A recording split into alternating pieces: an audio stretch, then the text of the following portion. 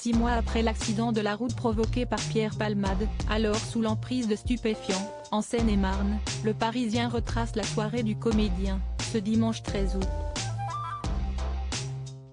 Nos confrères ont ainsi dévoilé le programme festif de l'artiste de 55 ans, couplé à la consommation de diverses drogues dures, qui était alors accompagné de 3 amis, jusqu'à ce terrible moment où un père de famille, son jeune enfant et sa belle-fille enceinte ont croisé sa route, alors qu'il roulait sur une départementale. Rapidement, le drame a été ébruité dans la presse, puis sur les réseaux sociaux, et plusieurs proches de Pierre Palmade, inquiets, ont tenté de le joindre. Comme le révèlent nos confrères, le portable de l'acteur se trouvait alors chez lui, dans sa maison de Célie-en-Bière. Les 2 passagers qu'il transportait dans son véhicule, le 3e ami avait déjà quitté la fête, ont en effet pris la fuite après l'accident pour marcher jusqu'à chez lui, où se trouvaient encore leurs affaires, et quitter le département pour rentrer à Paris.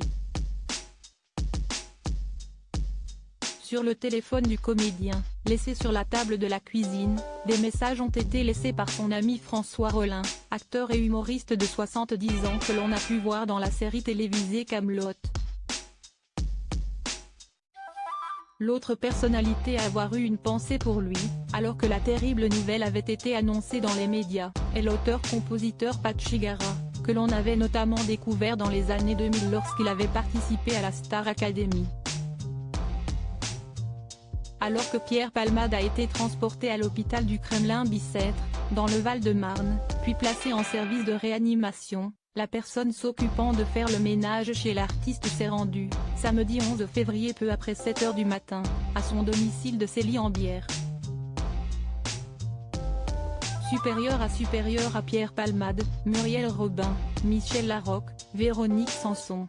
Les femmes de sa vie, une femme de ménage habituée à nettoyer après les soirées de l'artiste comme à son habitude, cette femme de confiance a fait son travail, du moins en partie, alors que tout était ouvert et que les lumières étaient toujours allumées depuis la veille.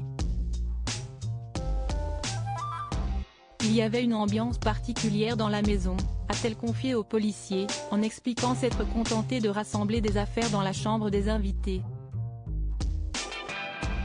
Il faut dire qu'en arrivant, elle a constaté des traces de sang sur le sol liées aux multiples injections de drogue, dans la salle à manger, dans les chambres, et même sur le carrelage de la salle de bain. Une scène d'horreur qui n'était malheureusement pas anodine puisqu'elle a assuré aux enquêteurs avoir trouvé, par le passé, bien plus de taches de sang au domicile. Je nettoie et je ne pose pas de questions, a-t-elle lancé, professionnelle. Article écrit avec la collaboration de 6 médias Crédit Photo, agence.